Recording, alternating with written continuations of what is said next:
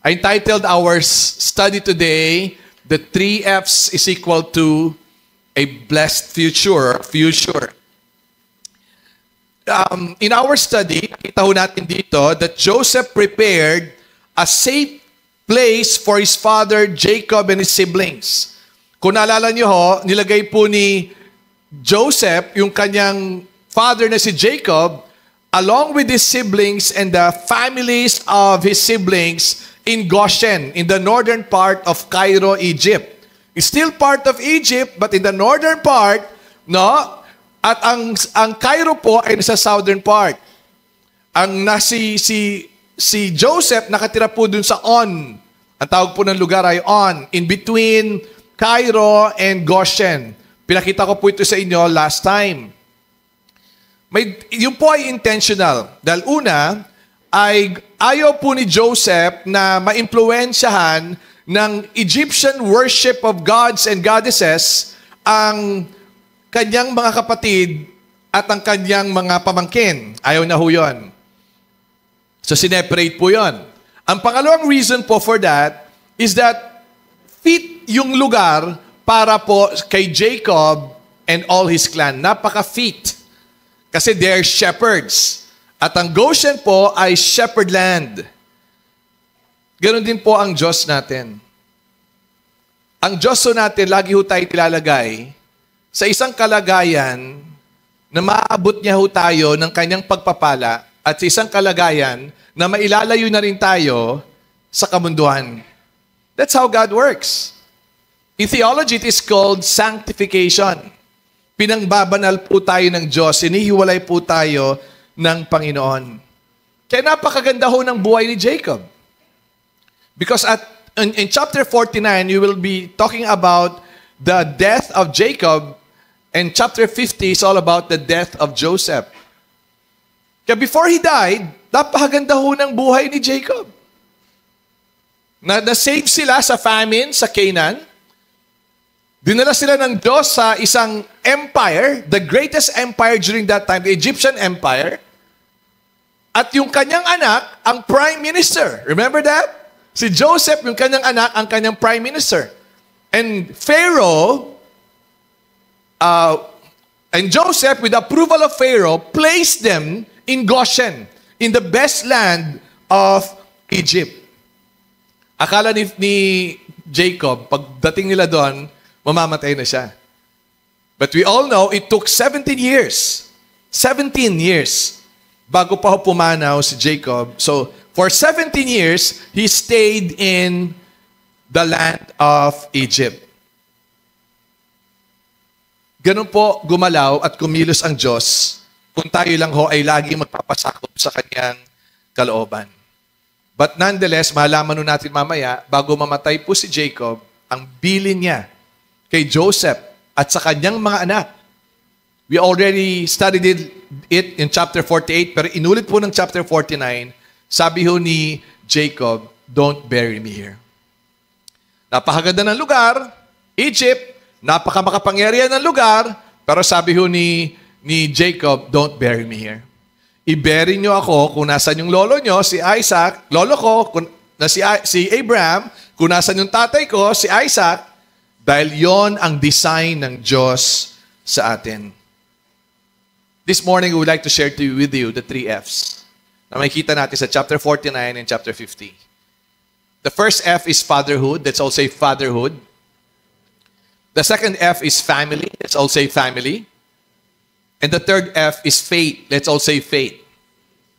That is equal to a blessed future. Kaya chapter 49 is all about the fatherhood of Jacob. Mapapansin po natin sa first few verses, makikita ho natin, that Jacob called all his sons. Alam niya po, he's about to die. He's about to go to heaven. Kaya ginawa niya, pinatawag na lahat ng mga sons niya. Take note. Ang tinawag niya ho, sons, mga anak niya. Hindi mga manugang niya, hindi mga apo niya, ang tinawag niya ho, mga anak niya. And if you have read chapter 49, yung ibang mga anak niya, biniles niya. Okay? With a good, tremendous, unimaginable blessing. At yung ibang anak niya, Biniless niya in a normal kind of blessing, but with a warning as well. So Jacob prophesying to his children and praying for his children. Now listen carefully, fathers, dads, mga dads na narito ngayon. We are not perfect. Tama? Jacob was not a perfect dad. Hindi natin pwede lagyan ng tag si Jacob na the best dad in the world. You cannot put that tag sa life or name ni Jacob. Dahil alam natin yung mga kapalpakan ni Jacob as a father, alam natin yung mga maling decisions niya as a father, alam natin yung mga kasalanan ni Jacob. Pero one thing for sure, though he's not perfect, he's a father who knows God. He's a father who has a relationship with God. Yun po naman talaga mahalaga. No, kaya kay mga kabataan na narito, pag lumaki ka na may ama na hindi perpekto, pero may relasyon sa Diyos, listen carefully. You are blessed. Isipin nyo kung lumaki ka sa isang pamilya na yung tatay mo ay walang takot sa Diyos. Walang pagkilala sa Diyos. I grew up in that kind of family. Lumaki ako na halos lahat ng bisyo na sa tatay ko. But thank God through His kindness, naging Christian din po yung daddy ko in the last 10 years of his life. Kaya kids, children, though you don't have a perfect dad, but if you have a dad who has a relationship with God, who acknowledges God in his life in spite of his imperfections, you are blessed. And fathers, this is a challenge for us. Do we pray for our children? Baka mamaya, lagi lang natin pinapansin yung mga mali sa anak natin, hindi natin sila ina-appreciate, hindi rin natin sila pinagpipray. Pagtulog ba sila? Paggising sila? Do you talk about God to them? Do you pray for them? Do you say, anak, I'm praying for you. You can do it. I'm praying for you. I will support you. You can do it. God will be with you. Those are blessings. At ganun po si Jacob. Jacob kept the faith. No, sa kanyang journey na pinag-aralan po natin for the past months, no, he kept the faith. Jacob made it sure that his children kept the faith. Remember, nung humarap sila kay Joseph, ang bukang bibig lagi po ni Jacob as a father is all about God. Pinopoint niya yung mga anak niya kay God, kay God, kay God. And third, Jacob entrusted the future of his children in the hands of God. That's why he prayed for them and he blessed them. Parang sinasabi ni Jacob, I'm about to die, but our God will never die. He will always be with you. I will not always be with you, sinasabi ni Jacob sa kanyang mga anak, but our God will always be with you. Nalala ko po, pardon me, Charisma and Mike, hindi ako napagpaalam sa inyo. When I remember that when Mike went through a medical challenge, no, as a wife, nag-iisip na si Charisma about their future, paano pag namatay na si Mike, mag-aasawa ba siya uli ng isang mayaman or what? Hindi ko naisip ni Charisma yun. Iniisip na lang, of course, that's a normal. Yung provider mo, yung asawa mo, dumadaan sa isang medical challenge na maaring, mawala sa buhay mo. Yung kinikwento nila ito sa amin, pinapatotoo nila ito. One thing that really struck me, sinabi ni Mike. Sabi niya raw kay Charisma, correct me if I'm wrong, I may kami mga miss ako mga salita. Sabi niya, yung Diyos na nag-provide sa atin, nagpo-provide sa atin ngayon, pag kinuha niya ako, siya pa rin yung magpo-provide sa'yo. Miski wala na ako. See? That's faith. Ganun po tayo dapat mga ama. Let's accept the fact that we cannot always be with our children. But one thing for sure, we can entrust our children in the hands of the living God. Because the living God will not die. The living God is faithful more than us. The living God cares for our children more than we do. That's the living God. Amen? Kaya pag ako po namatay, I will not worry about my death. Because I know where I'm going, I will not even worry kung paano magso-survive yung aking mag-iina, yung aking pamilya. Because the God that I serve is a caring, faithful, awesome, loving, amazing God. That's our God. Fatherhood is like that. You and I may not be a perfect father, but we can be godly fathers. Tagalogin ko yun. Ikaw at ako ay maaaring hindi maging perfectong ama, pero pwede tayong maging maka-Diyos na ama. In what way? By pointing our children to God all the time. Turo natin lagi sino si Lord, sino si Jesus, His greatness, His faithfulness. No? He's the unchanging God. Turo natin lagi sa mga anak natin. Miski yung palaki na sila, turo pa rin ho natin sa kanila na lagi hong may Diyos. Ano pa ang ebidensya ng pananampalataya ho ni Jacob? We can read that in chapter 49, verse 29 to 33. Sabi niya, hindi ito Egypt, maganda, malaking empire, nasa place of influence tayo, but this is not our home. Our home is where God designed us to be, Canaan, the promised land. Okay? Among the patriarchs po, pag sabing patriarchal father po, it started with Abraham, then with Isaac, and then with Jacob or Israel. Lahat po sila, sabi po ng book of Hebrews, nakatingin sa future home nila. Which is what? The design of God, the will of God in our context, eternity, heaven itself. Ganun ho tayo dapat. We enjoy the material, financial, physical blessings that we are going through right now, but our heart rests in our eternal home. Do you get the point? The Bible says, what good is it? No? What good is it? If a man will gain the whole world and yet loses his own soul. Anong kabutihan yon? And the Bible says in chapter 49, verse 33, when Jacob finished commanding his sons, he drew up his feet into the bed and breathed his last and was gathered to his people. And let's go to chapter 50. Anong reaction po ni Joseph when his father died? Verse 1, then Joseph fell on his father's face and wept over him and kissed him. And Joseph commanded his servants, the physicians, to embalm his father. So the physicians embalmed Israel. 40 days were required for it. That is how many are required for embalming. And the Egyptians wept for him 70 days. Lahat ng gising magsabi na amen. Have you read the last verse? Verse 3? And the Egyptians. Question, Egyptian ba si Jacob? But the Bible says, and the Egyptians wept for him 70 days. So anong tinuturo sa atin? Anong in-imply po nito? Yung 17 years na paninigilan ni Jacob as a stranger, as a foreigner in Egypt, listen carefully, he lived a good testimony among the Egyptians.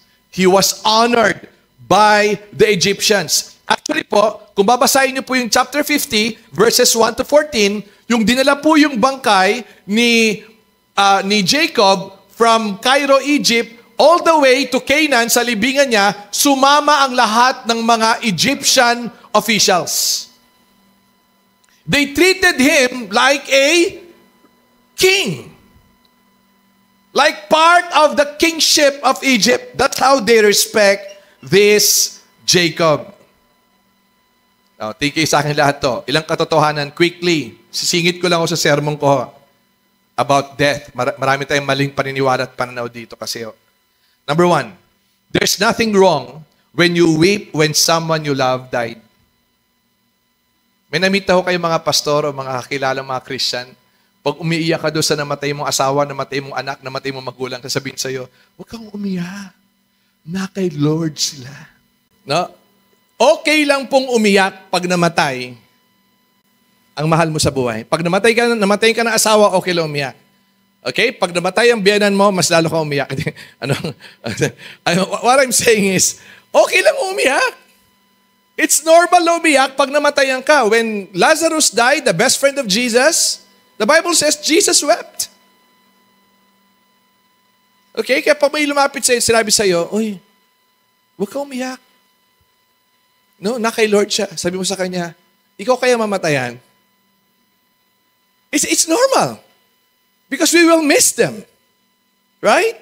Minsan nga, matagal nang nakalibing, the memories, we miss them.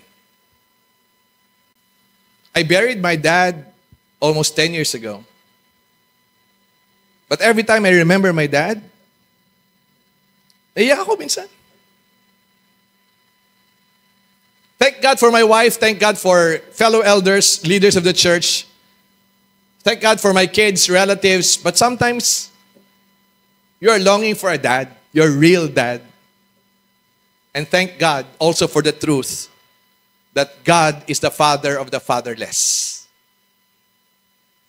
So there's nothing wrong when you weep when someone you love died. Second, there's nothing wrong what form of burial preparation that you will do for your deceased loved ones.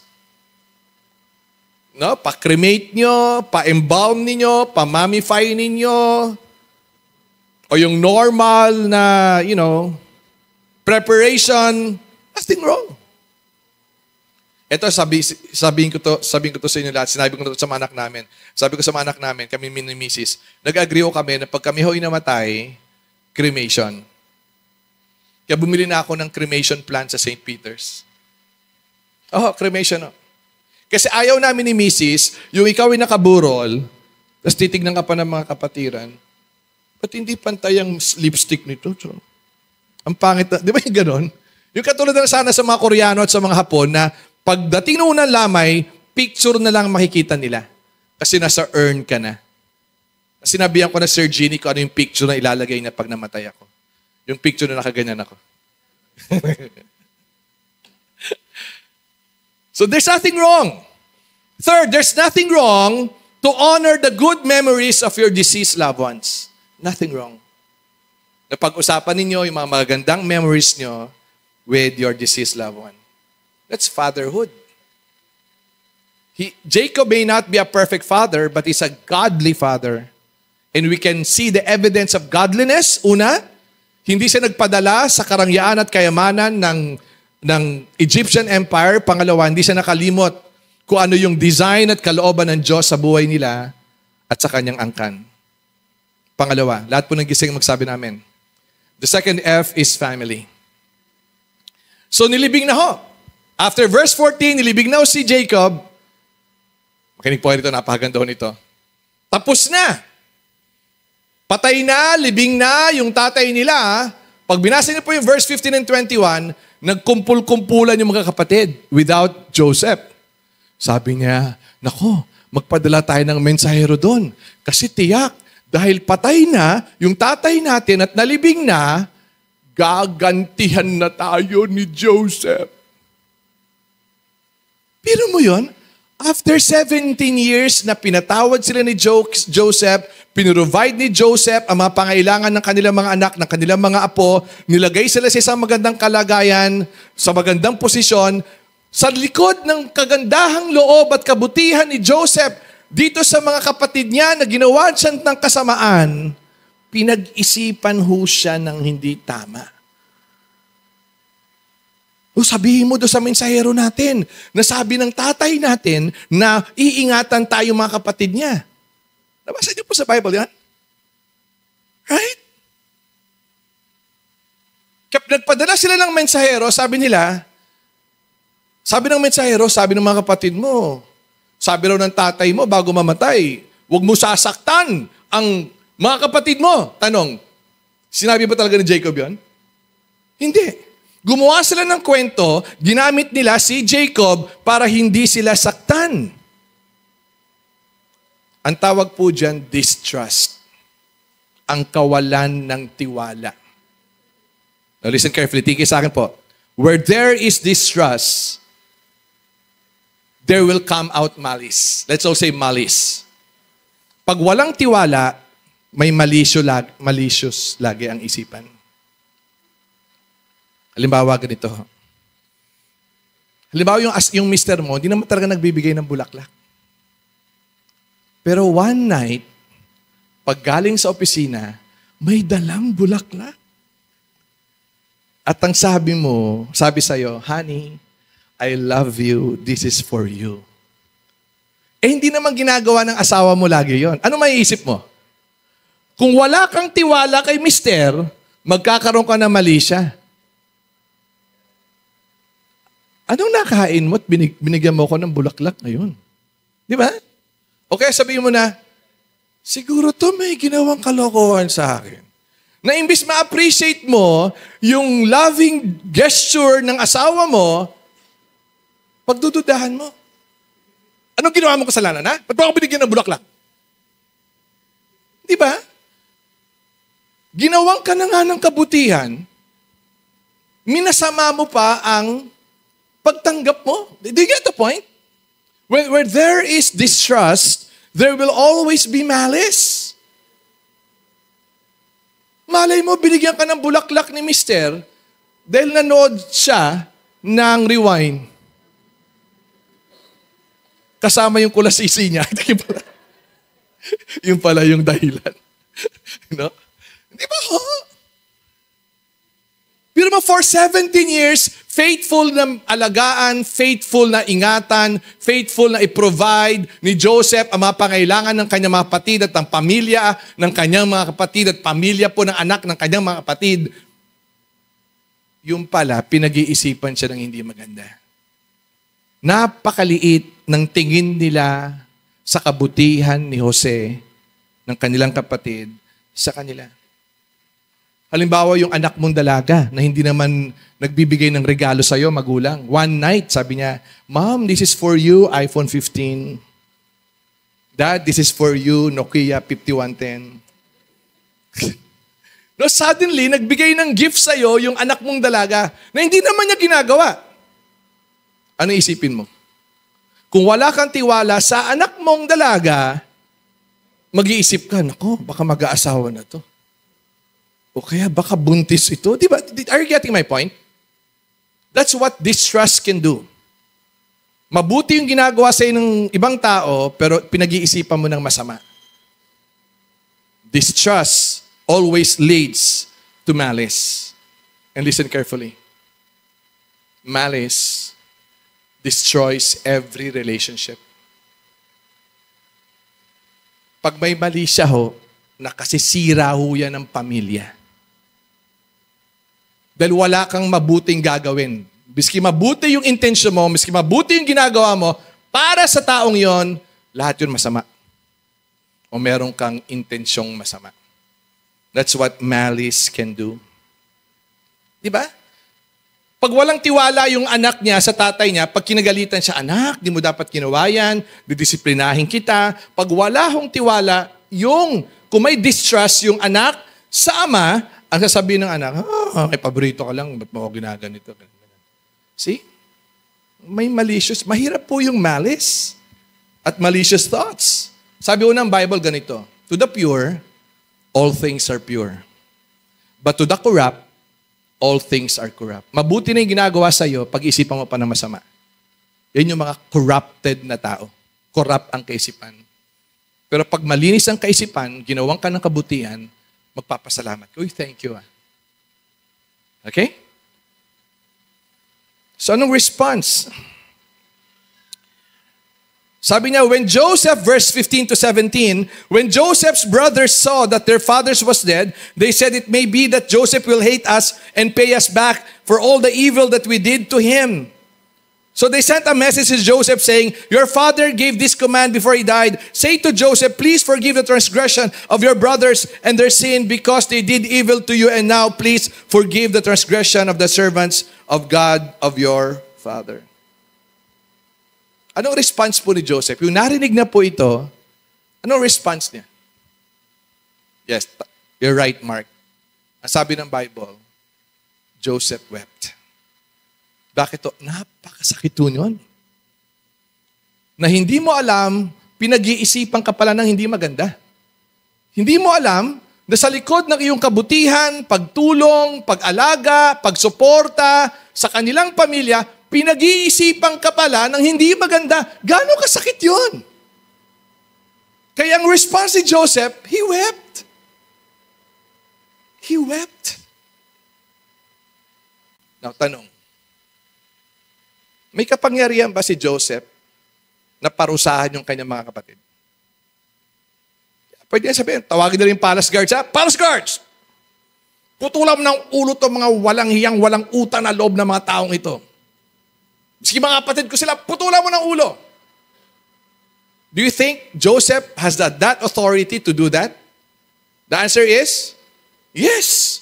He's the prime minister. Remember in our previous chapters of our study?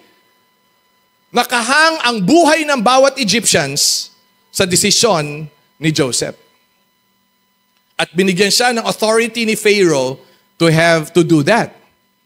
But nonetheless, imbis sa parusahan ni Joseph yung kanyang mga kapatid na napakaliit ng tingin sa kanyang kabutihan sa kanilang buhay, pinili pa rin po ni Joseph na pakitaan sila ng patuloy na kabutihan. Bakit to? Dahil sa verse 17, umamin din sa pagkakamali ang kanyang mga kapatid. Dito lang natin mababasa. Ang unang pag-amin, ang una't huling pag-amin ng maling ginawa nila sa kanilang kapatid na si Joseph. Verse 17 po yan. So ano pong response ni Joseph? Number 1, Joseph pointed them to God. But Joseph said to them, do not fear, huwag kayo matakot. For am I in the place of God? Sabihin ko po ito sa inyo. Pag kayo ay hindi nagpapatawad, nilulugar nyo ang inyong sarili sa lugar ng Diyos. Kasi sabi niya, I will forgive you because I'm not God. I am not in the place of God. That's why if God has forgiven my sin, I will forgive yours as well. So he pointed them to God. Pangalawa Joseph pointed them their sin. Sabi niya, as for you, you meant evil against me. Hindi niya dinownplay, hindi niya sinugarcoat. Sabi niya, hindi niyo ba alam? Yung ginawa niyo sa akin, binenta niyo ako bilang alipin, pinalabas niyo sa ating ama na patay na ako, nilapa ako ng mabangis na hayop. Hindi niyo alam kung paano ako nagpakahirap bilang houseboy sa bahay ni Potiphar na napaka-stricto head ng intelligence ng buong Egyptian Empire. Tapos, nilandi ako, alam mo ito yung sa word, nilandi ako ng misis niya na tinanggihan ko, araw-araw nilalandi niya ako, at ako'y nakulong ng walang kasalanan, walang krimen, tinorture ako sa loob ng kulungan. Hindi niyo ba alam yun? Yung ginawa niyo sa akin, evil. Kasamaan. Wala akong ginawang masama sa inyo, pero ginawa niyo ako ng masama. Sabi ni Joseph, as for you, you meant evil against me. By the way, may tanong lang nga pala ako. Bakit hindi pinatay si Joseph sa krimeng inakusa sa kanya? Yun ang magandang tanong. Kasi kung pag-aaralan ninyo ang Egyptian laws during that time, pag ikaw ay gumalaw o nangalunya o nang rape, ang parusa sa iyo, kamatayan. Pero bakit hindi dinesisyonan ni Potiphar na ang kaparusahan ni Joseph ay kamatayan? Naisip niyo kung bakit? Well, sabi lang po ng isang Bible commentator, maaring kilala ni Potiphar ang kalandian ng kanyang asawa. At alam niya rin ang katapatan ni Joseph. Sabihin ko po sa inyo, anuman ang paninirang puri natin sa isang tao, alam ng mga tao sa paligid ng taong ito ang tunay na karakter ng taong ito. Sabi po ni Joseph, as for you, you meant evil against me. Sabi niya, but God, sabi ng patang lahat, but God meant it for good. Sige, yung masamang balak nyo sa akin, ginawang kabutihan ng Diyos. Gusto nyo kong ibagsak? May Diyos na magtataas sa akin. Sinasabi ko to lagi Pag tao po ang nagtaas sa iyo, tao rin po ang magbabagsak sa iyo. Ito po nakakatakot. Pag Diyos ang nagbagsak sa iyo, walang taong pwedeng ibangon ka. Hanggang hindi kang magsisi ng iyong mga kasalanan. Sige lang ho. May mga tao bang nangmamaliit sa inyo? Sa likod ng iyong kabutihan sa kanila? May mga tao bang nangahamak sa iyo? May mga tao bang sumumpa sa iyo bago magtapos ang taong 2023? Gagapang ka na parang bulate sa lupa. Ganon? Hayaan mo lang! Ito mga taong naninira sa iyo, bring it on! Dahil may Diyos ako. Okay? May Diyos ako. Masakit. Umiyak nga ako si Joseph, pero may Diyos. Tandaan nyo lang mo lagi, may Diyos. Pag sinabi sa iyo ng asawa mo, honey, parang hindi ako mahal ng mga magulang mo. Sabi mo lang, don't worry, may Diyos. Pag may lumapit siya, Mare, nakita ko si pare, yung asawa mo, ganyan-ganyan. Sabi mo lang, pag-pray ko lang yung asawa ko, may Diyos. No? Pag may naningil sa'yo, sa utang mo na, binayaran mo na. Pagkatiwala mo na sa Diyos, sabi mo lang, may Diyos. Isang araw po, meron po tayong na-hack na account. Nanghingi po ng pera sa mga kapatiran dito sa Kawit. Isang kapatiran po natin, nagbigay 11,000 na scam. Ang sabi ko lang, hindi man niya mabawi yung 11,000, may Diyos na gaganti para sa kanya. Okay? May sumulot sa project mo, o sa transaction mo, o sa position mo, hayaan mo lang. Pagkatiwala mo lang sa Diyos. Bakit to? May Diyos. Look at Joseph. As for you, you meant evil against me, but God meant it for good. Listen carefully. Sino ito na-scam ka na? Pakitaas sa kamay. Na-scam ka na. Ayan. Ano, na-scam ka ng asawa mo? Oo. Okay. Sino rito po scammer? Pakitaas sa kamay. Tandaan nyo, kung na-scam ka na o ikaw ay scammer, listen carefully, may Diyos. Pag ikaw ay na-scam, that's our confidence. Igaganti ako ng Diyos. Okay? Pag ikaw ay scammer, lagot ka. Magsisi ka ng kasalanan mo sapagkat lahat ng mga taong ni-scam mo, gagantihan ka ng Diyos. Because He's a righteous and a just God. Kaya sabi ni Joseph, as for you, you meant evil against me, but God meant it for good. Third and last, Joseph pointed them to the purpose of God. Sabi niya, to bring it about that many people should be kept alive as they are today, so do not fear, I will provide for you and your little ones. Thus he comforted them and spoke kindly to them. Sabi ko, kayo mag-alala. Pigil siguro dito si Joseph, no? Kayo mag-alala. Mananatili ako mabuti sa inyo at sa inyong pamilya. Lahat ito, sabi ni Joseph, niloob ng Diyos. Lahat ito, inayaan ng Diyos na mangyari for this purpose. Verse 20 and 21. Gising pa ba kayo? Wrap up natin sandali, Ito, Kung hindi nainggit ang kanyang mga kapatid kay Joseph, hindi ho siya ibebenta bilang alipin sa mga slave traders sa Midianites. Kung hindi po binili ng mga Midianites si Joseph at buy and sell, binenta kay Potiphar na head ng intelligence community ng buong Egyptian Empire, hindi ho siya makapaglilingkod sa tahanan ni Potiphar at di niya makikilala yung asawa ni Potiphar. At dahil nakilala niya asawa ni Potiphar at napansin ng asawa ni Potiphar na kasing gwapo pala ni Epoy si Joseph, kung hindi siya nilandi at tinanggihan, may Diyos na parang pakipakinggan, no? Kung hindi siya nilandi at tinanggihan, hindi siya makukulong. Tama? Pag hindi siya nakulong, hindi na makikilala yung cupbearer at yung baker na nagkaroon ng panaginip on the same day At nakausap niya at ininterpret niya yung panaginip nila. At ang sabi ni Jose, ikaw, papatayin ng hari, baker. Ikaw, walang kasalanan, cupbearer, mabubuhay ka. At ibabalik ka sa posisyon mo. Na kung hindi po na naginip nang wala makapag-explain sa buong kaharian ng Ehipto, si Parao, hindi maaalala ni cupbearer si Joseph. Kaya yung pinatawag po ni Parao si Joseph at nagkausap po sila, kung di sila nagkausap, hindi po magiging prime minister si Joseph.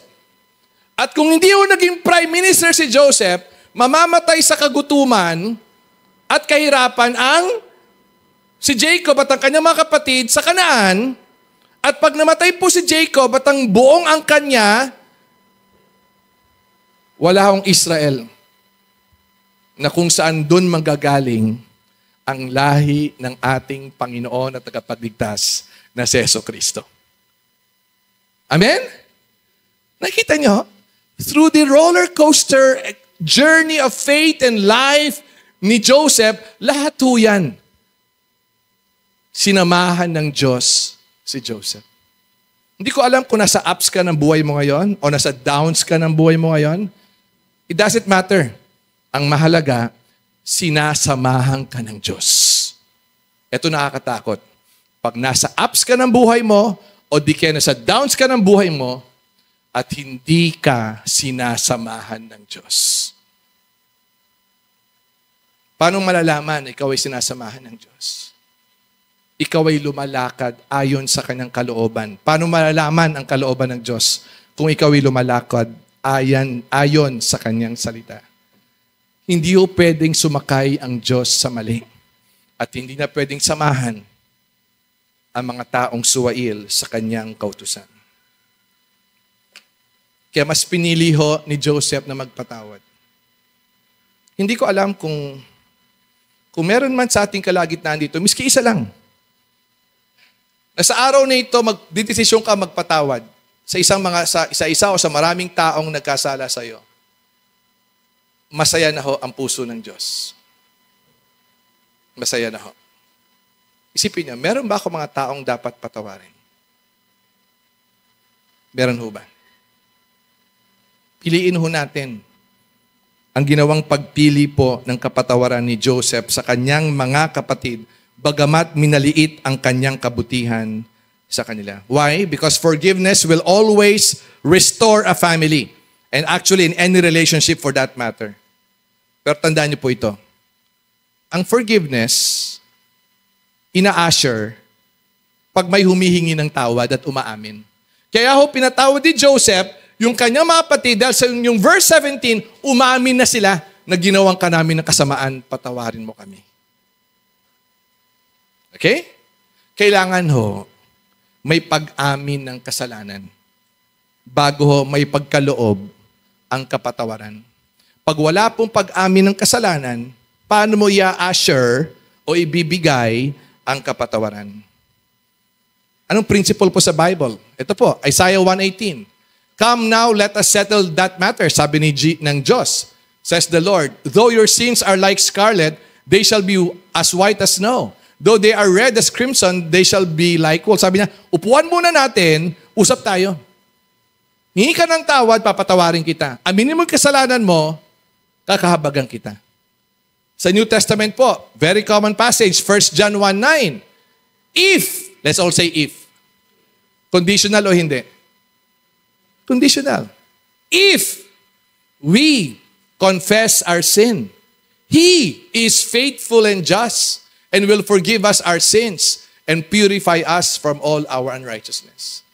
How will God forgive you if you will not be humble enough and sincere enough with your repentance, confessing your sin? Kailangan makitaan ho tayo ng Diyos ang kababaan ng loob. Miski po sa relasyon ng mga tao. Paano ko papatawarin itong taong to? Hindi naman siya humingi ng tawad. Diba? Paano ko siya papatawarin? Hindi naman siya nagsisisi sa kanyang ginawang masama. Okay? So there should be a confession and a sincere repentance and humility so that forgiveness can be assured and that there will be a restored relationship. The first F is fatherhood. The second F is family. The third F is faith. No, faith. By the way, hindi yung maiwasan ng mga pamilya. Maski sa loob ng pamilya po natin, nag-aaway-away tayo. Hindi tayo nagkakasundo-sundo. Pero ang bukod tanging susi ho, forgiveness. Tandaan niyo ho, ang siyang hindi nagpapatawad, ang siyang nabibigatan. Pakitanong nga yung katabi niya, sabi mo, kapatid. Sige, tatanungin niya, kapatid, mabigat na ba? Magpatawad ho tayo. Pangatlo, is all about faith. Now, verses 22 to 26 is the last part of our study today in the book of Genesis. Kasi po yung pagpasok po natin ng Exodus 1, yung last part po ng Genesis 50, sasama po natin sa next Sunday study ho natin. Makikita ho natin dito yung faith ni Joseph. Joseph, like his father Jacob, talked to his brother and said two important things to them. Number 1, verse 24. Tignan niyo po sa Bible niyo. Joseph pointed them to God. Sabi ni Joseph sa kanyang mga kapatid, "Oh, mga ka-brothers, mga kapatid ko, I'm about to die. I'm about to leave you. Iiwan ko na kayo. Hindi nyo na ako makasama. Mamamatay na ako." Pero like his father, sabi ni Joseph, pero yung Diyos natin, sasamahan kayo. Okay? Yung Diyos natin, are we all listening? Sasamahan kayo. Alam niyo po si Pastor Jeff, anytime pwede yung kunin ng Panginoon. I know some of you will miss me as your pastor for the past almost 32 years. Some of you may probably rejoice. Wala na si Pastor. Praise God. Pero one thing for sure, miski mawala na si Pastor Jeff sa inyong kalagitnaan, God will always be with you. God can raise up pastors who are probably much better than Pastor Jeff. Ang Diyos pwede ho magtayo. Miski wala na ho si Pastor Jeff, ang Diyos pwede ho magtayo na mga pastor na mas magaling kay Pastor Jeff pero hindi mas gwapo. Joke lang. Na mas magaling ako kay Pastor Jeff. I can assure you that. Because the church and CCSGM per se is not about Pastor Jeff. This is all the work of the living God. This is His church. Amen? Yan ganda ho ng heart ni Joseph eh. Hindi sinabi na, pag wala ako, yari kayo. Pag namatay na ako, goodbye. Good luck sa inyo. Ay, hindi ho. Joseph pointed them to God. Mawala man ako, pero sasamahan pa rin kayo ng Diyos natin. Okay? Second, Joseph reminded them to bring his bones to the promised land, meaning, bury me there where our fathers and forefathers have been buried as well. See? Pwede sabihin ni Joseph na, pag ako namatay, dito nyo ako ililibing sa Cairo. Malaking puntod. At gusto ko merong mataas na poste na nakalagay doon, Joseph the Dreamer, the greatest prime minister. Hindi, sabi, no. Pag ako namatay, like our father Jacob, bring my bones, bury me to the promised land. See? Yung ba talagang gusto talaga ni Jacob? Yes. You can read that in Hebrews 11:22. Sa New Testament. By faith, Joseph spoke about the exodus of the Israelites from Egypt and gave instruction concerning the burial of his bones. Sinasabi niya, make it sure, sabi niya sa mga kapatid, listen carefully, tingin sa akin po lahat, make it sure na pag ako namatay, doon nyo ko dadalhin sa pangakong lugar. Doon nyo ko dadalhin kung saan tayo dinesign ni Lord. Ano ba yung Canaan during the time of Jacob? Wala ho. Isang lupa lang, madamo, pero hindi kasing ganda at kasing unlad at kasing high-tech ng Egypt. But nonetheless, mahalaga kay Joseph kung saan ang kalooban ng Diyos sa kanyang buhay. Sino po rito mga nakatira ho sa Antel Village? Pakitaas pong kamay. Sige, okay, maya. Sige, okay, maya. Ba't okay nahihiya? Di naman namin kikikidnapin. Sige, oh. Okay, oh. Ang alam ko yan, sila, I don't know your names, but nonetheless, thank you for coming over. Sila Binoy doon nakatira, si Eman, saka sila Apple, mga bago nakatira sa Antel. I think may bahay at lupa rin, may lupa doon sila Aisa. Soon, magkakaroon siguro si Mark tsaka si Kim din doon. Ganon. Sa envelope. Maganda po ang Antel Village actually. Maganda. Gusto ko yung road. Pag andun nga ako kami sa pag may mga pupunta kami sa mga bahay-bahay ng mga kapatiran doon. Pag nagda-drive ako sa Genie, sabi ko, naalala ko para tayo dumadaan sa Chula Vista, sa San Diego, California. Ganun po yung mga setup doon, tsaka doon sa Huntington, sa LA. Ganun po yung parang setup ng kanilang mga communities doon sa US. Sabi ko, maganda. Pero ang ganda rin ng presyo. Di ba? Pero maganda. There's a village among the village. Di ba? Secured yung place. Gated village. Ang ganda ho ng lugar.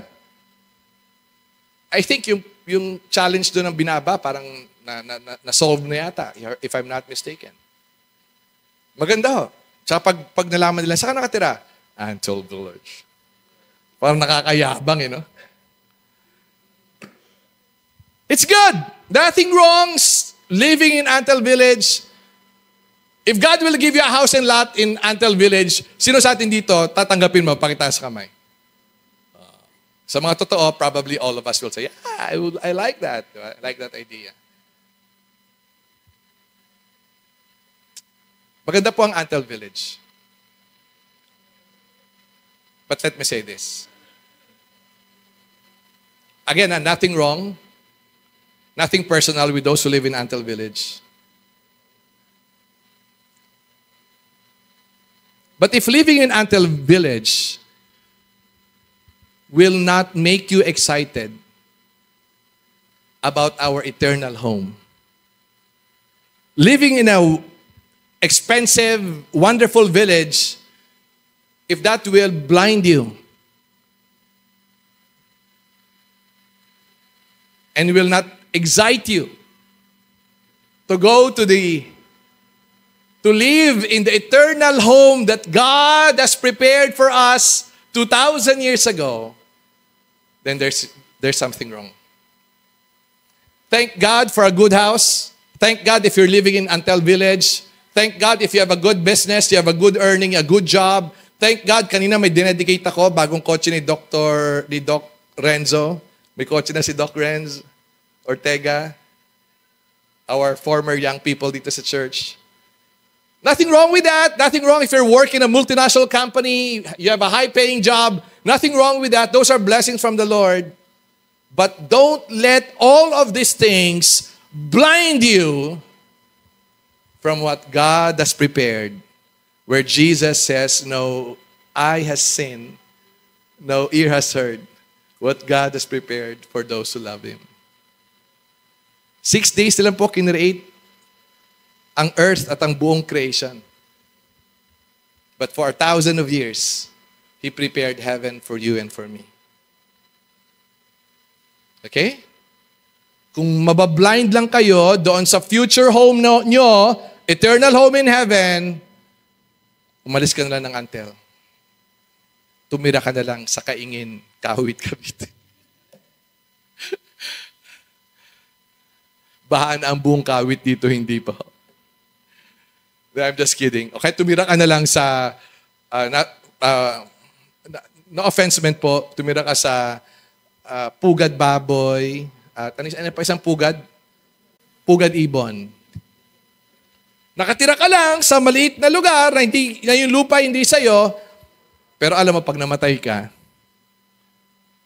hindi mo kayang arukin at isipin ang tahanang inihanda ng Diyos sa'yo sa Kanyang kaharian. Okay? Again, don't get me wrong. Kung bibigyan niyo ako ng bayat lupa sa Antel, titirahan ko yun. No? But what we're saying is, let us be grateful. Just like Joseph, right? He's very grateful. This is the prime minister of the most powerful empire during that time, Egyptian empire. And yet, sabi niya, pag namatay ako, don't bury me here. Bury me in the promised land in Canaan. You know what, mga kapatid ko sa Panginoon? Right now, we are living in our Egypt. We have been receiving tremendous blessings from the Lord. Yeah, we live in a third world country. But if you've been to countries, top 5 countries na pinakamahirap sa buong mundo, one of which is Nepal. And alam nyo, a few months ago, we were in Nepal. Grabe. Nasabi mo, salamat, Panginoon, sa Pilipinas. Okay? So we are living in our own Egypt nowadays. But God assured us that He will be with us and faithful to work in our lives. Ang problema kasi, tigi sa akin po, no? Because of the prosperity gospel and the false teachings going around not only the Philippines but in the world, ganito na ang kaisipan ng mga Kristiyano ngayon eh. Pag komportable ang buhay mo, God's will. Pag hindi komportable ang buhay mo, nagkakasala ka sa Diyos. We define God's will sa kasarapan ng buhay sa mundong ito. Let me correct that, because that is not what the Bible says. You may be in God's will, but you are also suffering at the same time. Who's the ultimate example? Jesus. It is the Father's will for Him to be offered on the cross for your sins and mine. That's the Father's will. Remember, nag-struggle siya sa Garden of Gethsemane? Father, remove this cup away from me, but not my will. Let your will be done, O God.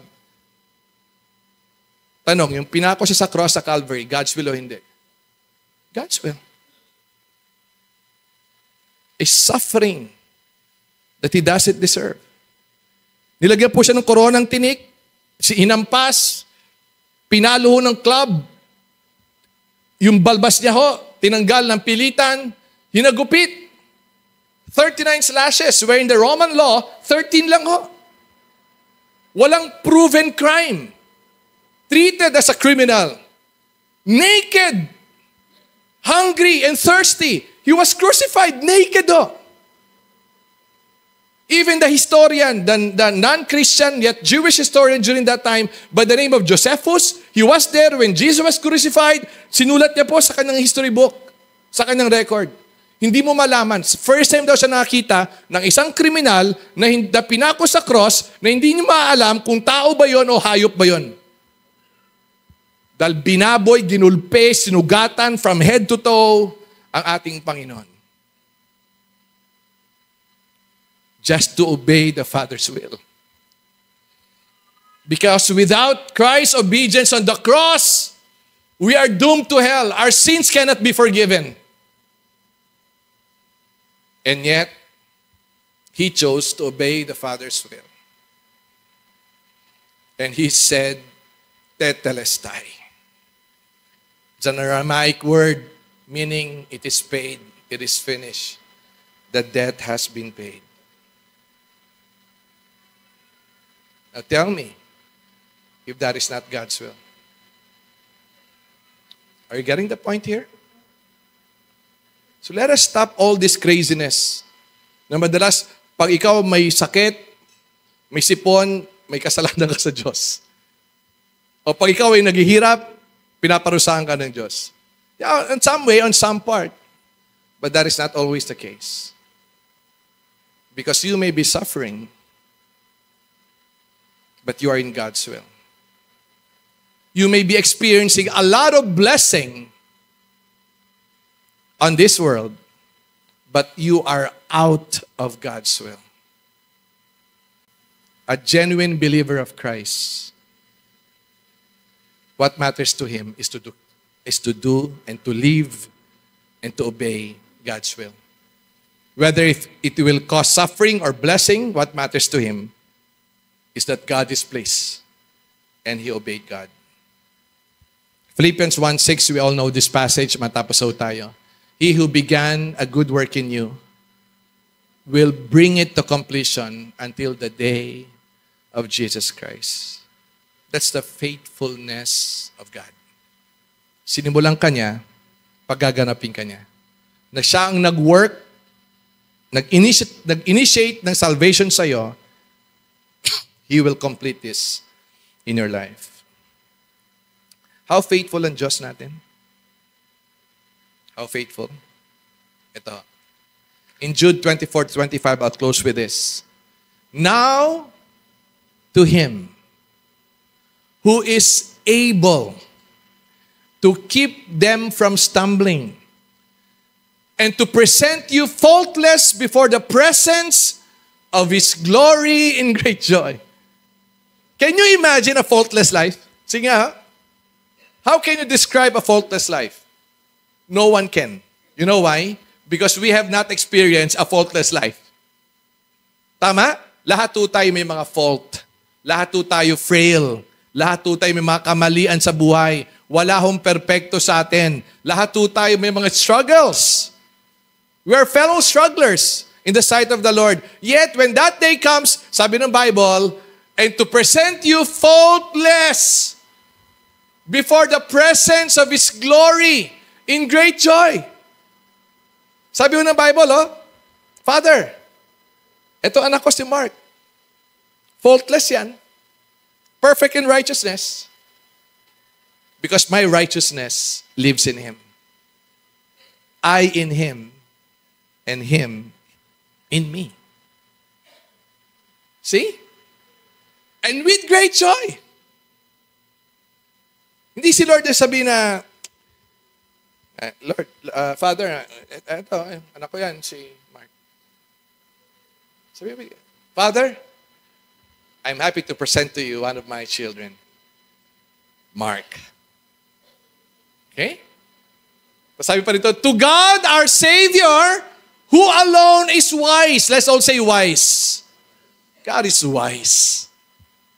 No? Who alone is wise.